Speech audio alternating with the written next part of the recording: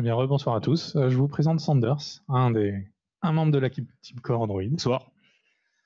Et on va vous parler, nous, d'architecture, et d'architecture, justement, de ces couches basses de l'application. L'architecture dont on ne parle jamais.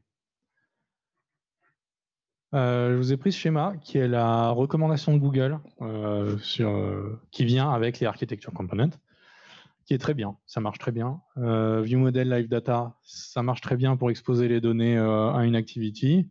Le repository pour mixer les sources de données et faire du offline first, très bien. C'est tout nickel, mais 80% du code logique d'une application, de ce que vous écrivez au jour le jour, ça se passe entre le ViewModel et le repository. Il manque un gros morceau ici. Et si on ne sait pas organiser ça, on fait du spaghetti. On fait un spaghetti moins sale que si le logique est dans l'activity, ou même tout dans le ViewModel, mais ça va rester gênant, ça va rester pénalisant sur le long terme. Et là-dessus, pour remédier à ça, chez Deezer, on se base sur des principes d'architecture qui nous aident à faire un code plus clair, plus maintenable, plus évolutif. Et donc, je laisse Sanders vous présenter cette partie.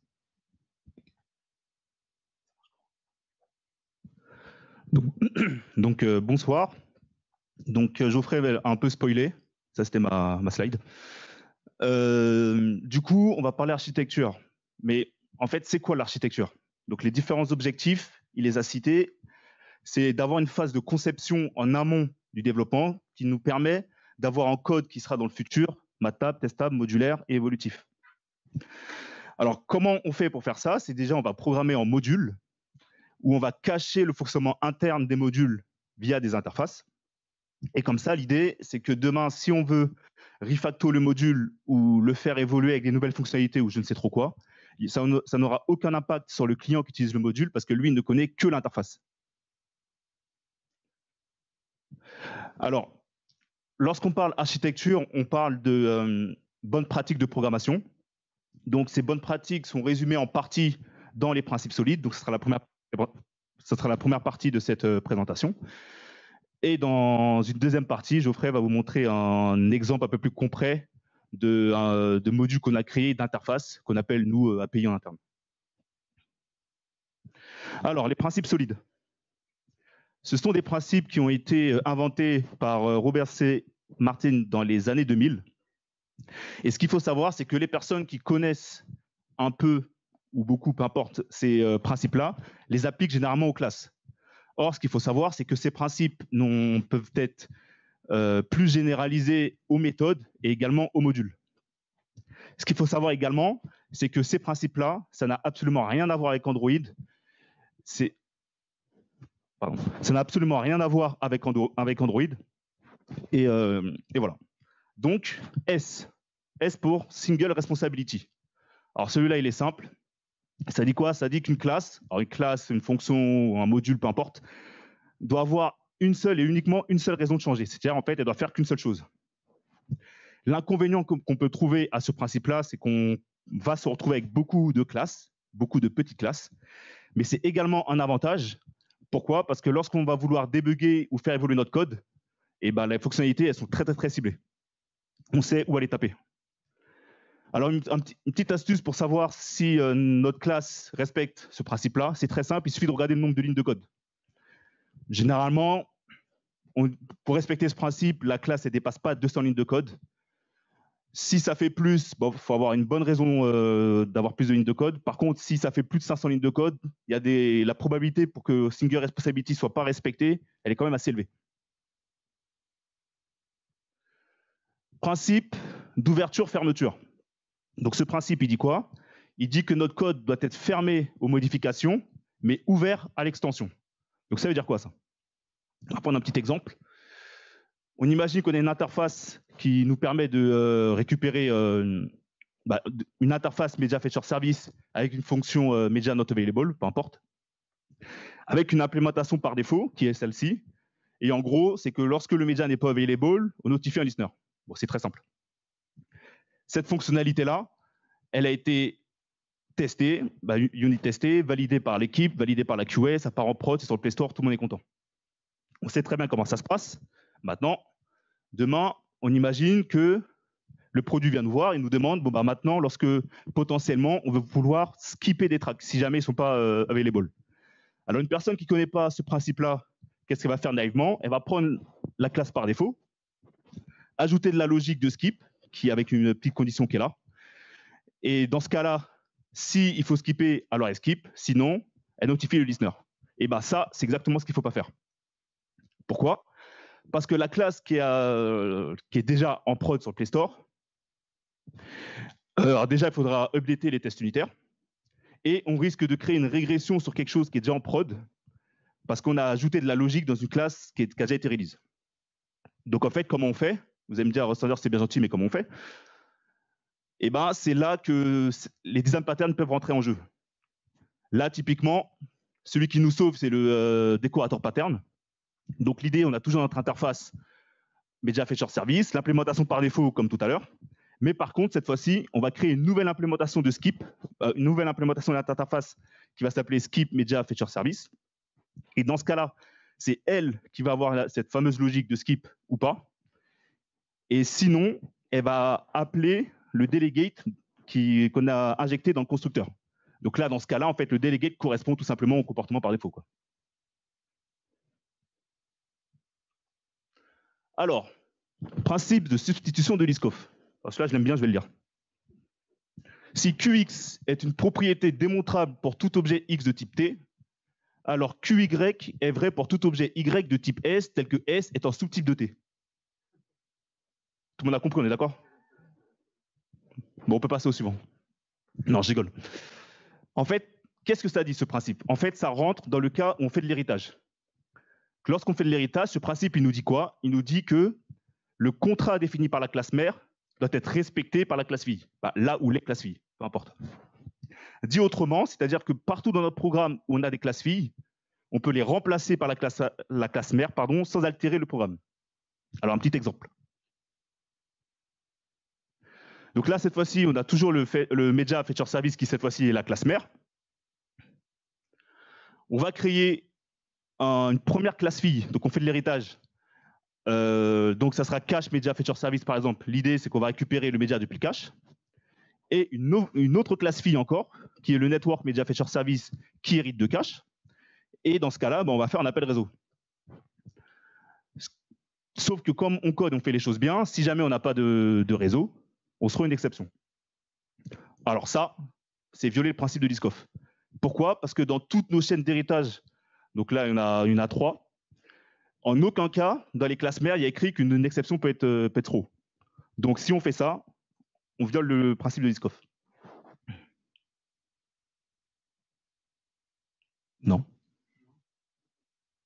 Ah si, c'est bon. Moi, ce que j'aime bien dire, et c'est ce que j'ai dit ici et ce que j'ai dit aussi à mes étudiants lorsque j'ai donné ces cours-là, en fait, le principe de Liskov met une restriction extrêmement forte sur l'héritage. Dit autrement, l'héritage, c'est le mal. Et en gros, on ne fait de l'héritage que lorsqu'on n'a pas le choix. Alors pour nous, Dev Android, c'est facile lorsqu'on veut créer une nouvelle activité, un nouveau fragment, peu importe. On est obligé d'hériter de activity fragment, donc on n'a pas le choix, on fait de l'héritage. Mais dans tout notre code qui nous appartient, on ne fait pas d'héritage. On compose. Ce qu'il faut savoir sur l'héritage, c'est qu'en fait, ça a été surutilisé pendant des dizaines d'années et aujourd'hui, c'est devenu un anti-pattern. Parce que si vous vous rappelez les objectifs en introduction, qui est d'avoir un code qui est modulable et facilement évolutif, lorsqu'on fait de l'héritage, en fait, on crée des liens forts entre les classes mères et les classes filles. Et nous, ce qu'on veut pour avoir un code évolutif, c'est exactement l'inverse, c'est-à-dire réduire les dépendances. Donc, on ne fait pas d'héritage. Donc là, c'est simple. En gros, l'idée, c'était de dire qu'en fait, on ne fait pas d'héritage. Donc, en fait, on a une interface Media Feature Service avec 2 implémentations cache et network. Et là, dans ce cas-là, vu qu'on n'est pas dans un contexte d'héritage, là, on a le droit. Liskov nous dit on a le droit. Alors, cette fois-ci, celui-là, il est plus simple. C'est pas une blague pour le coup. L'interface segregation principle. Donc, c'est simple. Ça nous dit quoi? Ça nous dit que lorsqu'on crée une interface avec X méthodes dedans, toutes les implémentations de cette interface-là doivent redéfinir ces X méthodes. On l'a tous vu, par exemple, avec créer une interface avec 4 méthodes, une implémentation qui va implémenter que 2 méthodes, une implémentation qui va implémenter que les 2 dernières méthodes, etc. Donc, c'est exactement ne pas respecter ce principe-là.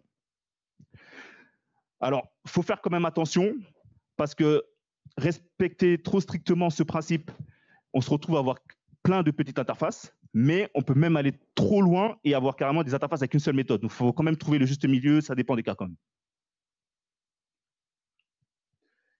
Et le dernier, le principe d'inversion de dépendance. Donc, c'est un peu ce que j'ai fait dans mes différents exemples, mais vous ne l'avez peut-être pas remarqué. L'idée, c'est qu'en fait, lorsqu'on programme, on va programmer via des abstractions, pas via des détails d'implémentation. Vous l'avez compris, ces fameuses abstractions, c'est des interfaces. On ne crée pas d'abstraction de classe mère où derrière, on va faire de l'héritage. Vous l'avez compris. Donc, l'idée, c'est, admettons, je développe une fonctionnalité B, peu importe, et j'ai un client A qui veut utiliser cette fonctionnalité B, il ne va pas directement parler AB. On va créer une interface IB avec l'implémentation B. Lui, le client, il va connaître que IB. Et demain, s'il veut faire une nouvelle fonctionnalité B', par exemple, eh ben, j'ai juste à avoir une nouvelle implémentation IB qui va s'appeler B'. Et côté client, il n'y a absolument rien qui change parce qu'il ne connaît que IB. Par contre, j'insiste, il ne faut pas aller non plus dans la surabstraction, dans la surcréation d'interface. Pourquoi? C'est pas pourquoi, c'est qu'en fait, quand on crée une interface, il faut justifier cette interface. Donc, ça peut être un objectif de design pattern, de clean archi, de solide, peu importe. Il faut la justifier. Il ne faut pas être dans la sur-abstraction.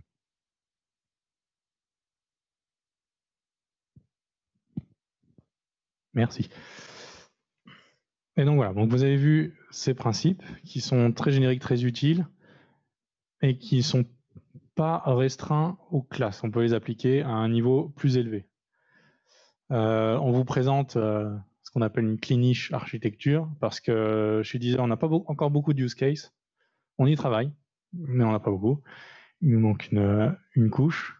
Mais vous voyez l'idée. On a cette structure en oignon avec l'UI et on descend dans les couches plus basses. On ne s'attache pas trop non plus à dupliquer, à transformer les modèles d'une couche à l'autre. C'est un peu plus safe de garder un modèle de données parfois. Donc on n'est pas très strict là-dessus. Donc sur ces principes d'architecture, il faut bien garder à l'esprit que ce sont des guidelines, ce ne sont pas des obligations. Exactement ce que Sander vient de dire sur les interfaces. Ne pas trop respecter non plus. C'est vraiment quelque chose qui s'ajuste. Et justement, cette architecture, on arrive à l'adapter à un SDK. Donc on n'a plus d'UI, on n'a plus de ViewModel, mais on a quand même nos couches. On a notre interface à nous, c'est l'interface qu'on expose aux autres développeurs. On a nos implémentations, nos API, et ensuite on a nos couches encore plus basses. Et là, par exemple, j'ai mis le KMP. Donc c'est assez différent de coder des couches plus basses, de plus faire du UI, mais c'est toujours très similaire.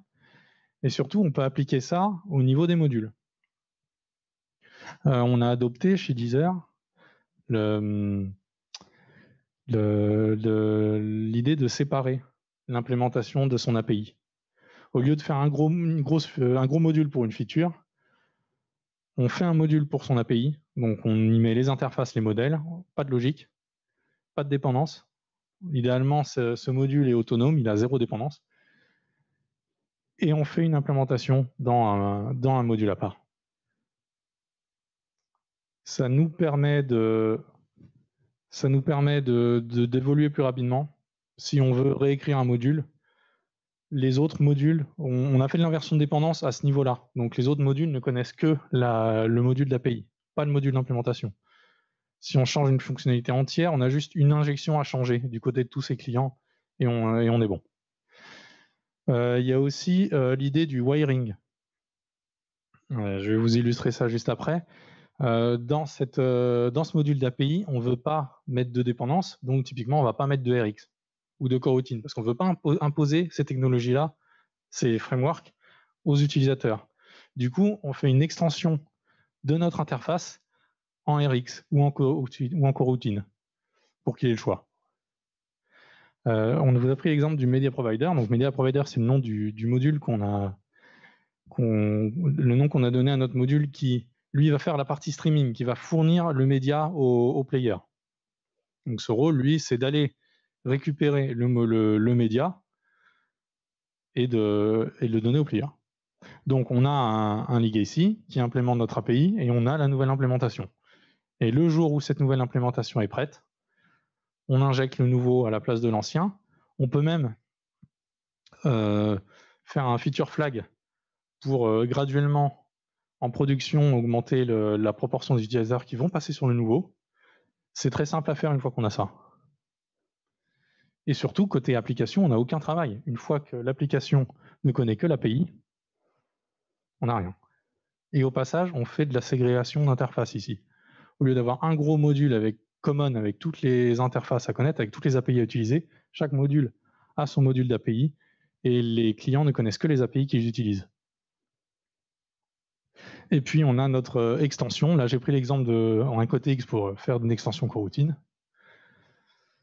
Donc voici une interface routing ou media provider. On fait un fetch media. Il y a une request et un listener pour nous indiquer quand la requête est prête et quand le média est disponible. L'extension ici, donc c'est une fonction d'extension. Donc on est sur on va étendre. On est sur une extension de l'interface media provider. Donc on n'est vraiment pas du tout sur l'implémentation qu'on en a faite.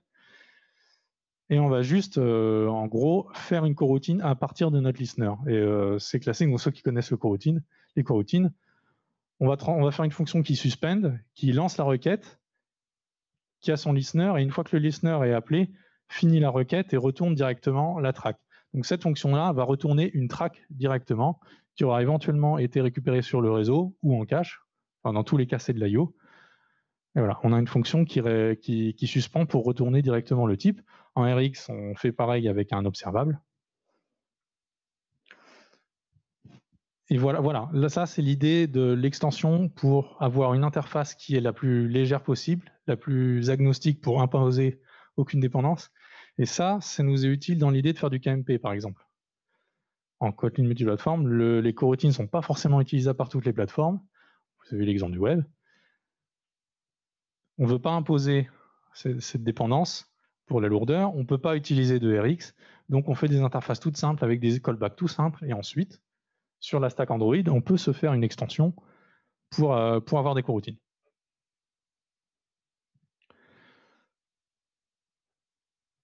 Et merci à vous.